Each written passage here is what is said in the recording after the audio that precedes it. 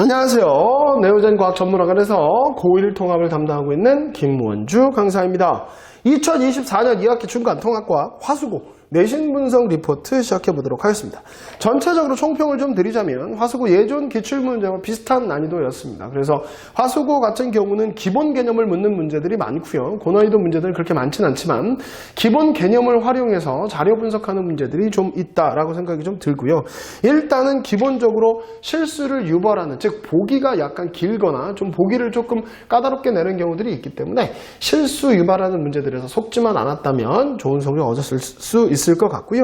시험적으로 봤을 때 90점 후반 정도가 1등급 컷으로 보입니다. 자, 그럼 대표 문항을 분석해 보면서 어떤 문제가 나오는지 한번 보도록 하겠습니다. 전반적으로 여러분들이 풀 수 있을 만한 기본적인 난이도의 문제였고요. 3번 문제 잠깐 보시면 이거는 물질 대사, 세포에서 물질의 이동에 관한 문제, 확산 이런 문제들이 나오는 거죠. 그래서 이런 것들은 여러분들이 많이 봐왔던 문제니까 기본적으로 풀 수 있다고 생각이 드는데 보기를 보면 생각보다 조금 까다롭습니다. 그래서 여러분들 좀 더 꼼꼼하게 공부해야 되겠다라는 생각이 듭니다. 그 다음에 6번 문제 같은 경우 이건 삼투에 대한 문제이겠죠. 그래서 이런 부분들도 실험 자료 해석 문제로 많이 나오기 때문에 여러분들이 이런 부분들을 해석하는 데 있어서도 우리가 전구책이나 모의고사 기출이나 주변 학교 기출 문제를 많이 풀어봤기 때문에 이런 부분에 그렇게 생소하진 않았을 거라고 생각이 듭니다. 그리고 나머지 문제도 제가 싫지는 않았지만 그래도 기본적으로 나오는 문제, 그리고 이제 보기들이 조금 더 길다 보니까 여러분들이 조금 더 생각하고 꼼꼼하게 봐야 된다라고 생각이 좀 들고요. 10번 문제 보시면 좀 길죠. 그리고 이런 자료들을 해석하실 때 물질대사의 자료를 주고 얘네들이 그리고 과산화수소에 대해서 기체가 발생했냐 안 했냐 이런 것까지 한꺼번에 물어볼 수 있기 때문에 또 미음까지 있기 때문에 여러분들이 꼼꼼하게 읽으셔야 됩니다. 그래서 생명 파트의 문제들이 조금 더 난이도 있게 출제가 되었다라는 생각이 드니까 꼼꼼하게 자료 해석하시고 난이도 있는 문제들도 꼭 풀 수 있도록 여러분이 노력하셔야 되겠고요.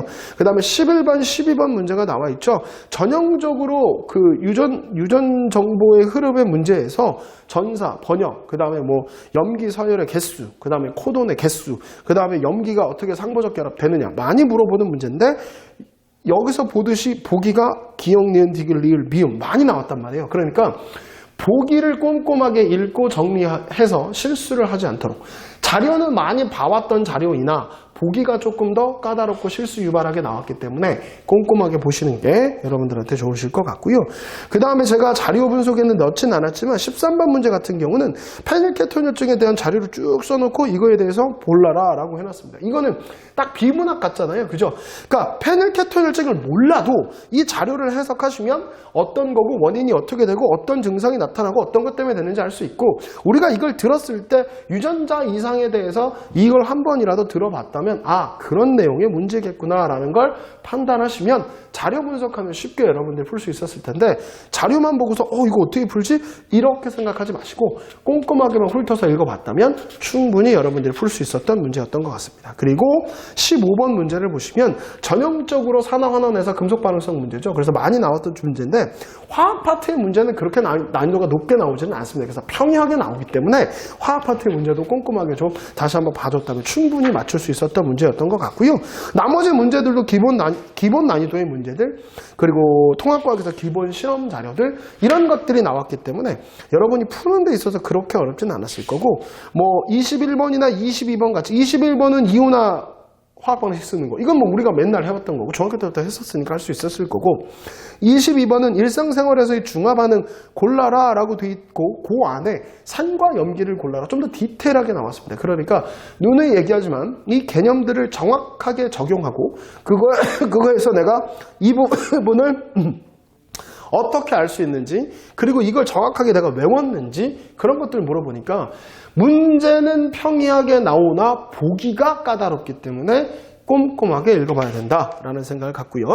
24번 문제, 여기 중화반응 문제죠. 그래서 이온수 변화 문제는 너무 많이 했었기 때문에 여러분이 꼼꼼하게 봐두시되 A, B, C 이렇게 나와 있고 상대 이온수가 1, 2 이렇게 나와 있으니까 이 문제에 맞춰서 우리가 문제를 해결할 수 있는 능력이 필요하다라는 생각을 해봅니다.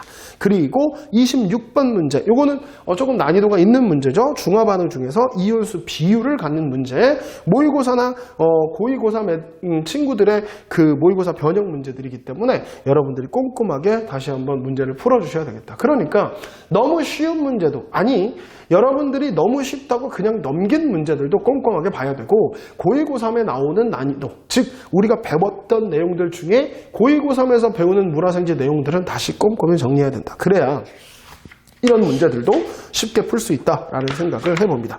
제가 전반적으로 화석어 문제들을 보시면 쉽다, 이 문제 그냥 쉬운 것 같아 라고 할 수 있겠으나, 학생들의 입장에서 보면 그 보기를 하나하나 뜯어보면 실수 유발할 수 있고 여러분들이 틀릴 수 있을 만한 함정들이 많이 포진되어 있다. 그러니까 여러분들이 공부를 하실 때 꼼꼼하고 디테일하게 정리하고 다시 한번 문제를 확인하는 습관이 필요하다라는 생각이 듭니다. 2024년 2학기 중간 통합과 화수고 내신 분석 리포트 여기서 마치도록 하겠습니다. 감사합니다.